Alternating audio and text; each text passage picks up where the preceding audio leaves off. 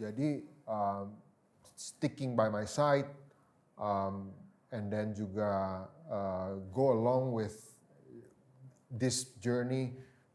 I think a simple thank you is an understatement.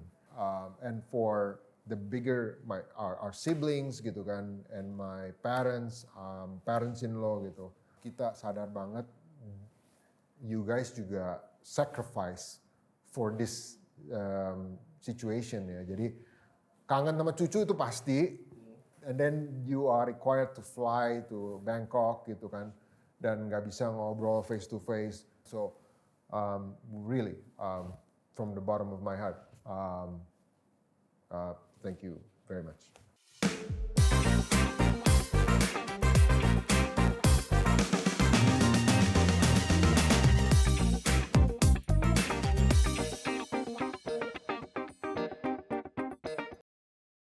Nah Dan, tadi kan kita udah seru-seruan nih, receh, ternyata lo receh juga ya, di balik seorang Denny Salim yang gue kenal. Nah kita akan mau bahas lo soal seorang family man, tapi sebelumnya seperti biasa kalau di Kacamata Mike, biasanya ada sedikit kayak trivia lah ya. Trivia. Ya oke. Mungkin lo bisa milih karir atau keluarga? Keluarga. Why? Singkat aja. Singkat. It's the core of my and your life. What I am right now is because it's shaped by the family dari kecil, bokap nyokap, and then now you have your own small family. It's the core of my life, dan setiap hari kerja gue tanya. Who do you work? I mean, who would benefit from that gitu kan? Lu kerja untuk apa gitu? Buat keluarga. For family. Jadi karir keluarga ya? Kerja di luar negeri atau di dalam negeri?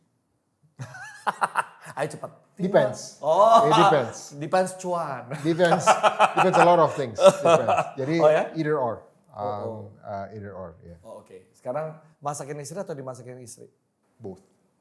Pilih salah satu ini. Dimasakin istri. Istri gue jago masak. Oke. Dan lu juga jago masak kan? Gue it's a passion. Cuman gue cuma bisa masakan tertentu aja, kalau istri gue bisa semuanya. Wow, oke. Lu masak apa aja bisanya? Air.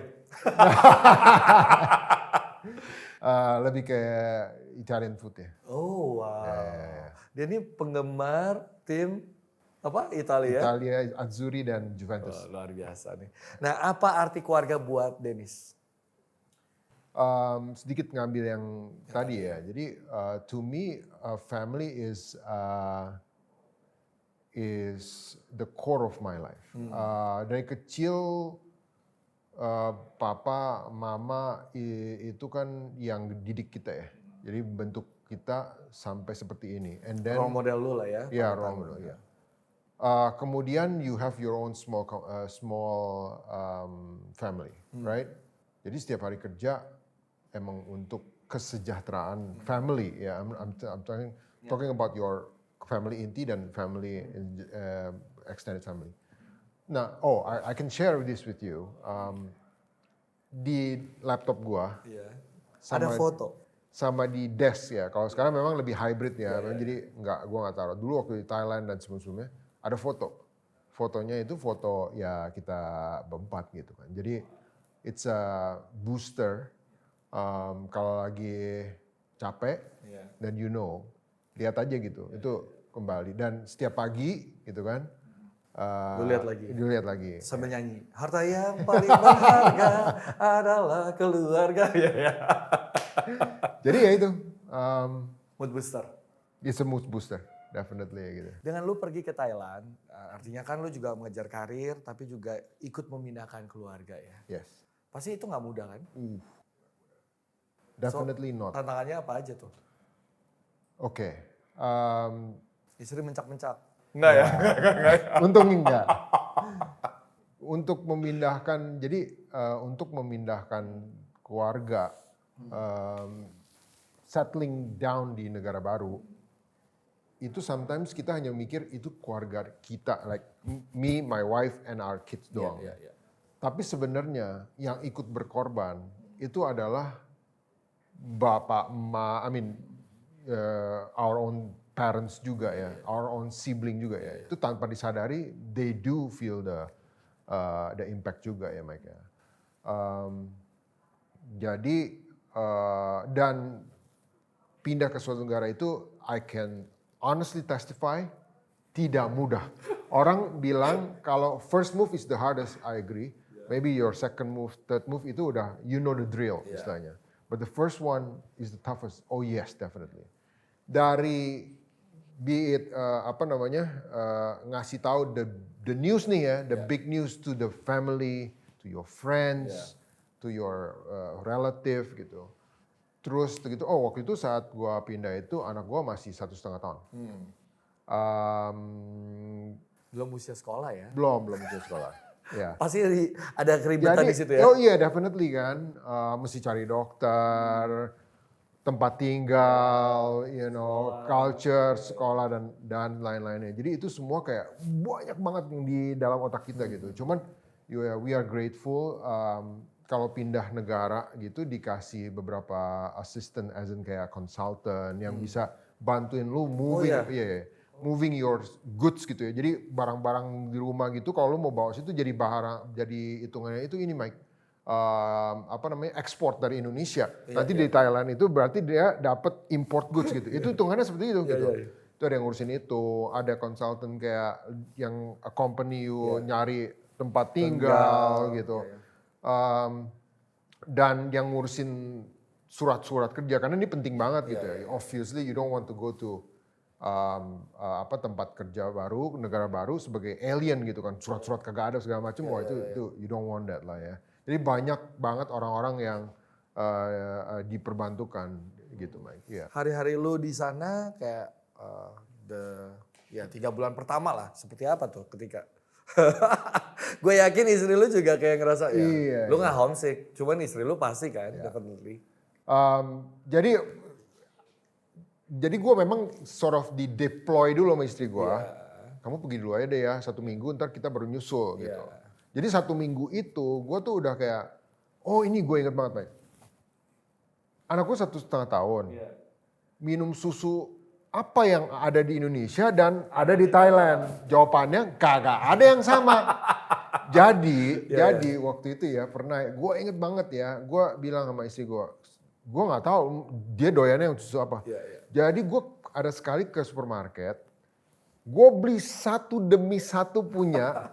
Terus dengan tulisan Thailand ya? Iya, yang UHT bisa gitu ya. Supaya nanti begitu mereka datang, nih lu cobain dah, Beb, lu cobain dah, yang mana yang kira-kira cocok gitu. Itu juga perlu dipikirin ya kan. Terus memang kita masuk ke tempat tinggal yang untungnya udah bisa bilang 80% furnished ya. Tinggal ya barang-barang anak dong ya kan, kayak tempat makan anak ya. Lu tau deh, jadi kerjaan gue tuh waktu itu sering pergi bolak-balik ke I lah ya. Kayak gitu. Terus gitu buka bank account, buka data service buat rumah wifi. Terus lu mulai nyari tempat rekreasi buat anak buat weekend. Yes. Kan? Makanan-makanan yang enak. Yes, definitely ya. Kayak gitu. Terus gitu mulai kayak tahu kalau misalnya kan istri gue supaya nggak homesick kan pulang gitu. Kira-kira ya lu pelajarin nih yang flight jam berapa, di tanggal berapa, segala macam. Mana yang brings the best values lah istilahnya gitu. Ya kayak gitu you do a lot of research ya. Terus kalau misalnya gue harus pulang Indo gitu supaya gue nggak terlalu banyak ambil cuti. Memang di HSBC Thailand itu nggak banyak cutinya, nggak seperti di sini ya. Honestly ya, cukup kerasa. Jadi gue mesti mikir-mikir pinter-pinter kayak milih waktu yang tepat gitu kan. Karena lu bayangin meskipun flight itu 3 jam, the actual end to end-nya itu nggak 3 jam kan. It could be 6 hours, 7 hours, right? Jadi ya terus pilihan pesawatnya apa aja gitu ya. So ketika lu di deploy gitu sama Titin istri lu, kan lu pergi duluan nih. Balik dia ikut dong. Balik ke maksudnya ketika lu balik ke Jakarta lu atau istri lu langsung menuju ke Thailand, udah mulai ngumpul kan? Ada friksi nggak sih? Ya ada. Banyak. Mungkin nggak bisa dibilang banyak, tapi kalau dari 3 bulan, the first 3 months was the toughest kan.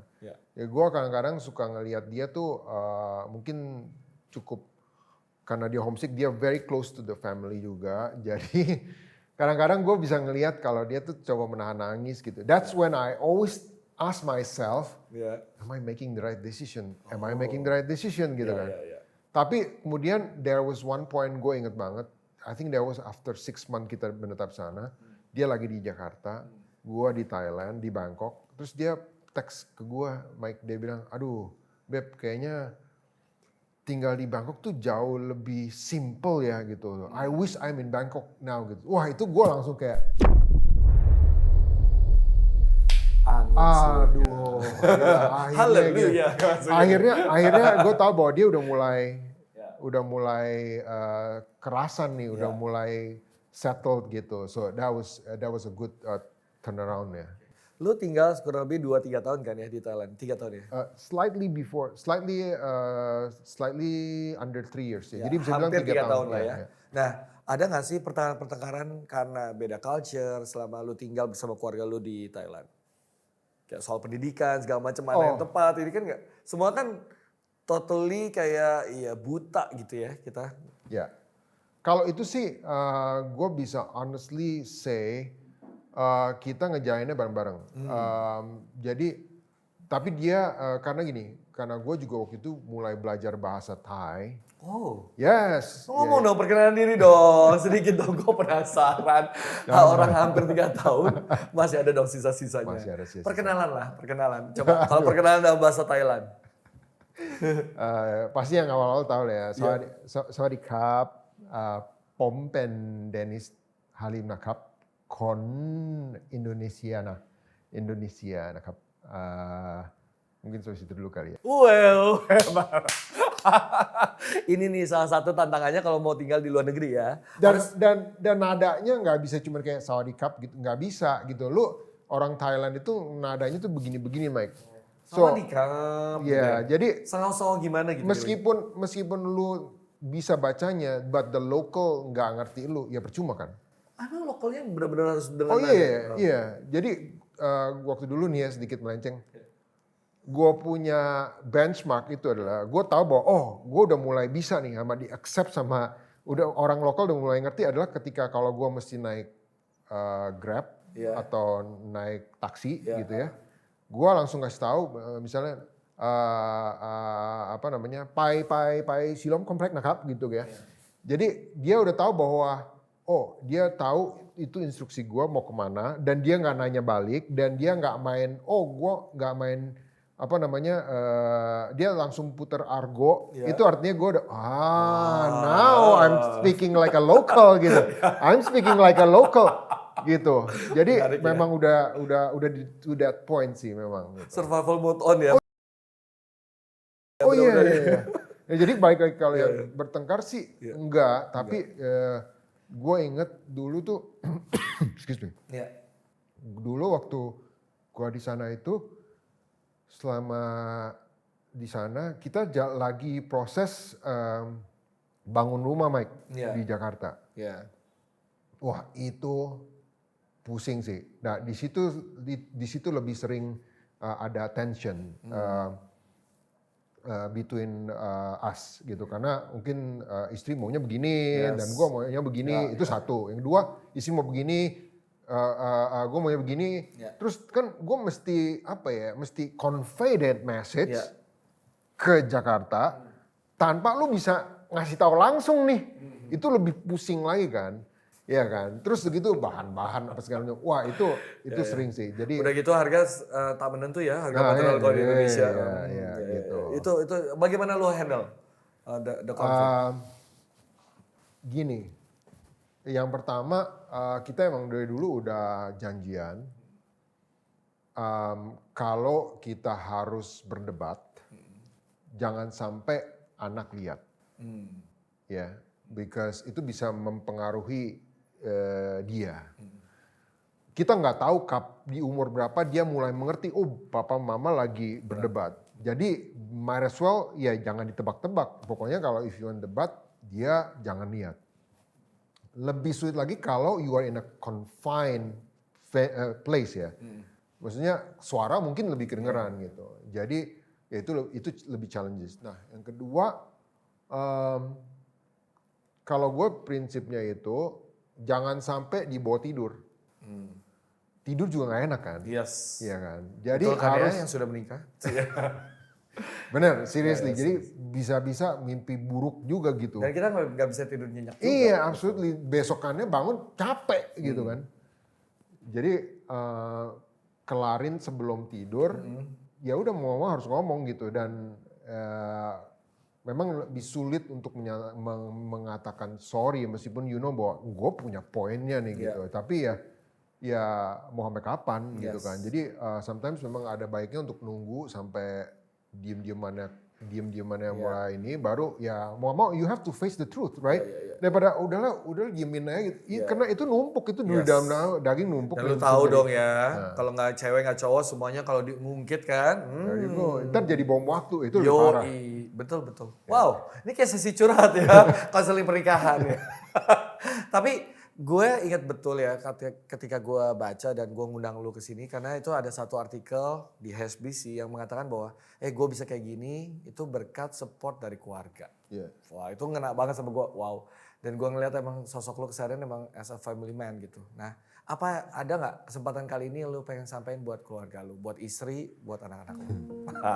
Iya. It's your time, man.